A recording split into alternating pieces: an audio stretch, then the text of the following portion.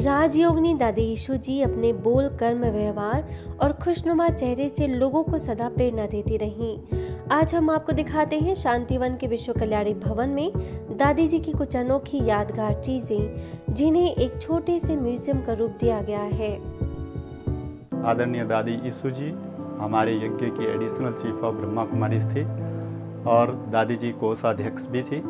दादी जी का यूज़ किया हुआ सारा सामान हमने यहाँ पे रखा है, जो आज आप सबको मैं दिखा देता हूँ कि दादी जी खिलौनों से भी, दादी जी की सबसे बड़ी विशेषता थी कि खिलौनों के द्वारा भी सबको शिक्षाएं देती थी। तो आज आइए हमारी यीशु दादी जी के जो यूज़ किया हुआ है हर एक आइटम वो हमने यहाँ पे म्यूज़ियम के रूप में रखा हुआ है, जो आप सबको आज दिखा देते हैं।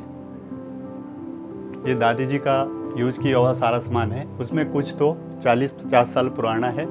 ये ऊपर पीली डब्बी दिखाई दे रही है, उसमें दादी जी का सुई धागा है, साइड में बाल की पिने हैं, ब्रश है, नेल कटर है, सुरमा और सुरमे की स्लाइस है। दादी जी 2013-14 तक खुद सुरमा लगाती थी।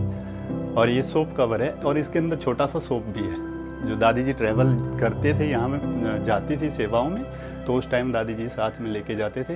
और ये दादी जी के कैलकुलेटर, दादी जी पूरे यज्ञ का हिसाब किताब अपने हाथों से लिखते थे, तो उस टाइम के दादी जी के कैलकुलेटर आज भी चलते हैं। दादी जी के चश्मे हैं और ये फ़ोन गोल्डन कलर का फ़ोन बुक है, जिसमें दादी फ़ोन नंबर नोट करती थी। और दादी जी के कान के ऊपर गर्म पट्टी होती थी जो ऊपर में है, और रुमाल, रिबन, हैंड ग्लव्स, कंघी, साड़ी, पेटीकोट, गाउन, ब्लाउज, हर एक आइटम एक एक रखा है। फैन, जूता, चप्पल, हेयर बैंड, मास्क।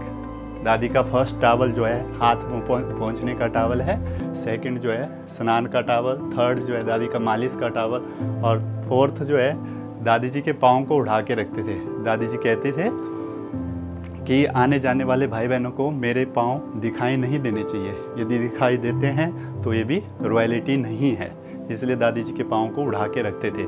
स्टॉल है, स्वेटर है, गरम जर्सी है, और सॉक्स है, स्कार्फ है। ये दादी जी के सारे गरम कपड़े हैं। और ये दादी जी के खिलौने, दादी जी के खिलौने। दादी जी ने सबसे पहले इन खिलौनों को ब्रह्मा कुमार कुमारी बनाया, इनके कपड़े चेंज किए, ड्रेस पहना और इनके बैज लगाए। और दादी जी सदा इनको कहती थी ये दोनों भाई बहन हैं, और साथ में लेके जाती थी। दादी जी दुबई तक सेवा में गए तो भी अपने साथ में लेके गए। तो दादी जी इनको क्लास में दिखाते थे और सब क्लास के भाई बहन बहुत खुश होते थे। और दादी जी कहती थी इसको देखो, पूरा दिन बाबा से बातें करने में बिजी रहती है। तो दादी जी सबसे पूछती थी आप लोग भी सदा बाबा से ही बातें करते हो? और दूसरा, इसको देखो सदा खुश रहता है, कभी भी रोता नहीं है, तो हमें भी सदा खुश रहना है। क्यों? बाबा मिला माना सब कुछ मिला। और ये वैसी बॉल खेलते खेलते दादी जी याद दिलाती थी कि ये गोला है, गोला माना सृष्टि चक्कर, तो इसको बुद्धि में घुमाने का। और चौथा है पैरेट। शाम को दादी डेली उस कमरे में मुरली सुनाते थे, हम 4-5 भाई बहनें मुरली सुनते थे। और कोई ना कोई भाई बहनें दादी जी से मिलने के लिए आते थे, तो मैं बाहर देखता था या दरवाज़ा खोलता था, तो दादी जी इसकी ओर इशारा करते थे, पैरेट की ओर, कि इसको देखो एक रस स्थिति में स्थित होकर मुरली सुनता है, कभी इधर उधर नहीं देखता है। तो हमें भी वो शिक्षाएं मिलती है कि हमें भी एक रस स्थिति में स्थित होकर ही मुरली सुननी चाहिए।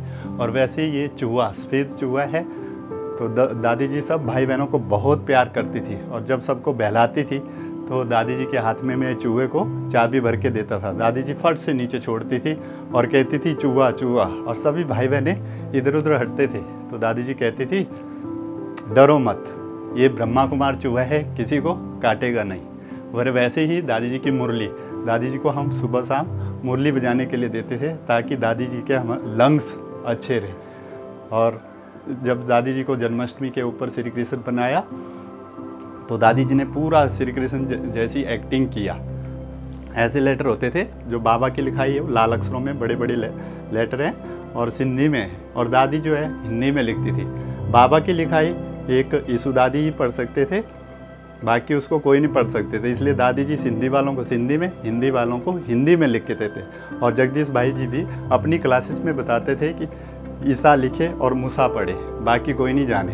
तो अर्थात ईश्वर लिखते हैं और यीशु दादी ही उसको पढ़ पाते थे। तो दादी जी से हमें यही प्रेरणा मिलती है कि किसी की भी गलतियों को फैलाएं नहीं, उनको हम भी जानते हुए समा जाएं और उनके प्रति शुभ भावना रखें। दादी जी हर आत्मा के प्रति शुभ भावना रखती थी।